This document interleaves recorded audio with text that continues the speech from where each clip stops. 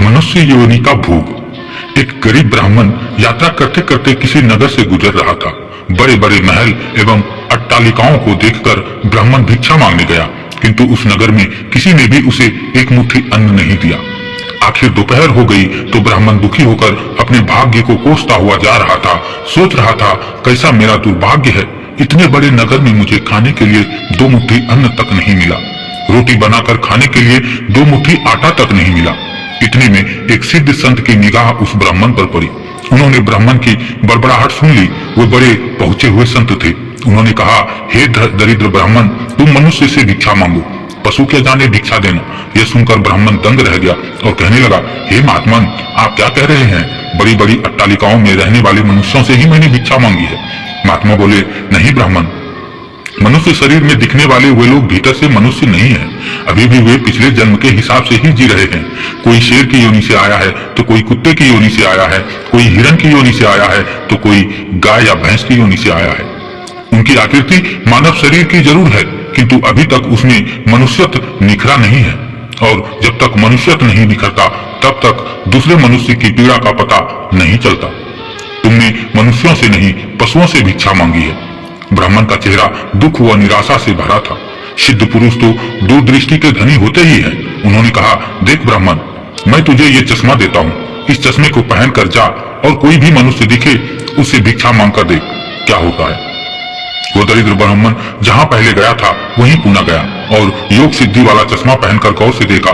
उसने सोचा, वाकई कोई कुत्ता है तो कोई बिल्ली है तो कोई बघेरा है।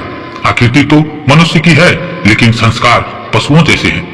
मनुष्य होने पर भी मनुष्यत्व के संस्कार नहीं है उनमें। घूमते घूमते वो ब्राह्मण थोड़ा सा आगे गया तो देखा एक मोची जूते सिल रहा है।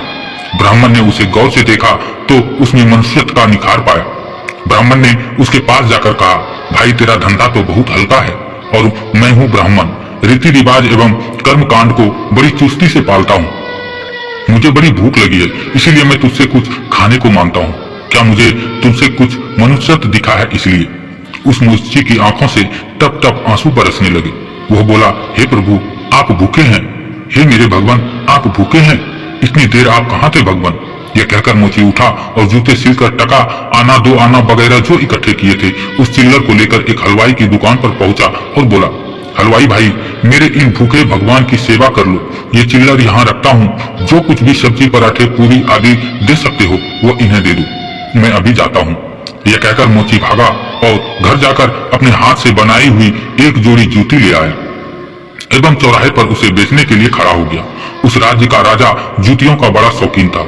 उस दिन भी उसने कई तरह की जूतियां पहनी, किंतु किसी की बनावट उसे पसंद नहीं आई तो किसी का नाप नहीं आया।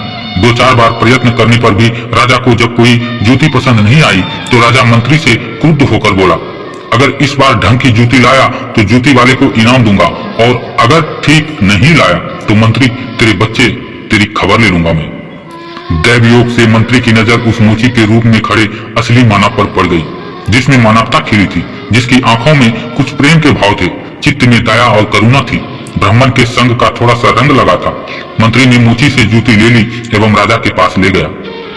राजा को वह जूती एकदम फिट आ गई, मानो वह जूती राजा के नाप की ही बनी थी। राजा ने कहा, ऐसी जूती तो मैं पहली बार ही पहन रहा हूँ, किस मोची ने बनाई है ये जूती? मंत्री बोला, हुजूर, यह मोची बाहर ही खड़ा है।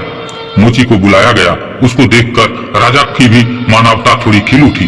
राजा ने कहा, जूती के तो 500 रुपये होते हैं, किंतु ये 5 रुपयों वाली नहीं है, 500 रुपयों वाली है।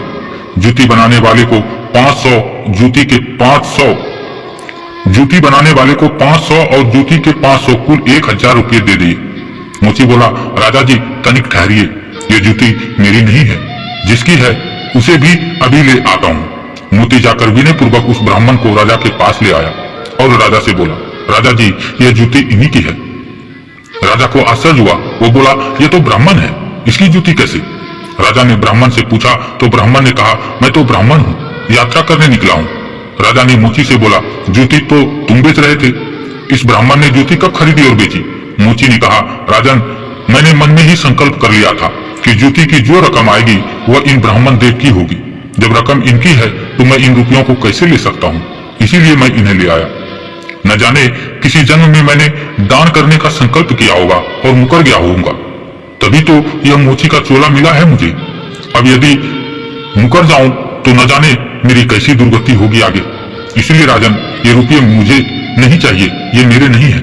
मेरे मन में आ गया था कि इस जूती की रकम इनके लिए होगी, फिर 5 रुपये मिलते तो भी इनके होते और 1000 मिल रहे हैं तो भी इनके ही हैं।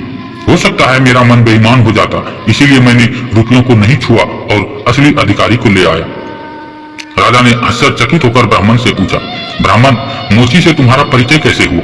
ब्राह्मण ने अपनी सारी आप बीती सुनाते हुए उस सिद्ध पुरुष के चश्मे वाली बात बताई और कहा कि राजन, आपके राज्य में पशुओं के तो दर्शन बहुत हुए, लेकिन मनुष्यत्व का अंश इस मोची भाई में ही नजर आया।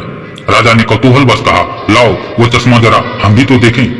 राजा ने चश्मा लगा कर देखा तो दरबारियों में उसे कोई सियार दिखा, तो कोई हिरन दिखा, तो कोई बंदर, तो कोई रीछ। राजा दंग रह गया, ये तो पशुओं का दरबार भरा पड़ा है। राजा ने सोचा कि अब ये सब पशु हैं तो मैं कौन हूं? उसने आईना मंगवाया और उसमें अपना चेहरा देखा तो शेर। उसके आश्चर्य की सीमा न रही। ये सारे जंगल के प्राणी और मैं जंगल का राजा शेर, यहाँ भी इनका राजा बन बैठा हूँ। राजा ने कहा, ब्राह्मण देव, योगी महाराज का यह चश्मा तो बड़ा गजब का है। वो योगी महाराज कहाँ होंगे? ब्राह्मण बोले, वो तो चले गए। ऐसे महापुरुष कभी कभी ही और बड़ी कठिनाई से मिलते हैं। श्रद्धावान ही ऐसे महापुरुषों से लाभ उठा पाते हैं। बाकी तो जो मनुष्य के चोले में पशु के समान है, वो महापुरुष के निकट रहकर भी अपनी पशुता को कभी छोड़ नहीं पाते। ब्राह्मण ने कहा, राजन, अब तो बिना चश्मे के भी मनुष्यत्व को परखा जा सकता है। व्यक्ति के व्यवहार को देखकर ही पता चल सकता है कि वह किस योनि से आया है। एक मेहनत करे और दूसरा उस पर हक जताए तो समझ लो कि वह सर्प योनि से आया है, क्योंकि बिल खोदने की मेहनत तो चूहा करता है, लेकिन सर्प उसको मारकर बिल पर अपना अधिकार जमा बैठता है। अब इस चश्मे के बिना भी विवेक का चश्मा काम कर सकता है, और दूसरे को देखें उसकी अपेक्षा स्वयं को ही देखें। हम सर्प योनि से आए हैं कि शेर की योनि से आए हैं, या सचमुच में हमें मनुष्यता खिली है? यदि पशुता बाकी है तो वह भी मनुष्यता में बदल सकती है। कैसे? गोस्वामी तुलसीदास जी ने कहा है, बिगड़ी जन्म अनेक की, सुधरे अब और आजू, तुलसी हुई राम को, राम भजी तजू कुसुम आजू। कुसंस्कारों को छोड़ दे बस अपने कुसंस्कार, आप निकलेंगे तो ही निकलेंगे। अपने भीतर छिपे हुए मनुष्य को आप निकालेंगे तो ही निकलेगा। यह भी तब संभव होगा जब आप अपने समय की कीमत समझेंगे। मनुष्यत्व आए तो एक एक पल को सार्थक किए बिना आप चुप नहीं बैठेंगे। पशु अपना समय ऐसे ही गवाता है। पशुत्व के संस्कार पड़े रहेंगे तो आपका समय बिगड़ेगा। अतः पशुत्व के संस्कारों को आप बाहर निकालिए एवं मनुष्यत्व के संस्कारों को उभारिए। फिर सिद्ध पुरुष का चश्मा नहीं वरन अपने विवेक का चश्मा ही कार्य करेगा, और एक विवेक के चश्मे को पाने की युक्ति मिलती है हरि नाम संकीर्तन व सत्संग से। तो हे आत्मजनों, मानवता से जो पूर्ण हो वही मनुष्य कहलाता है। बिन मानवता के मानव भी पशु तुल्य रह जाता है। जय श्री राधे कृष्ण, राधे राधे। ऐसी ही वीडियो और कहानियों के लिए हमारे पेज को फॉलो करें और इसे लाइक और शेयर जरूर करें। धन्यवाद।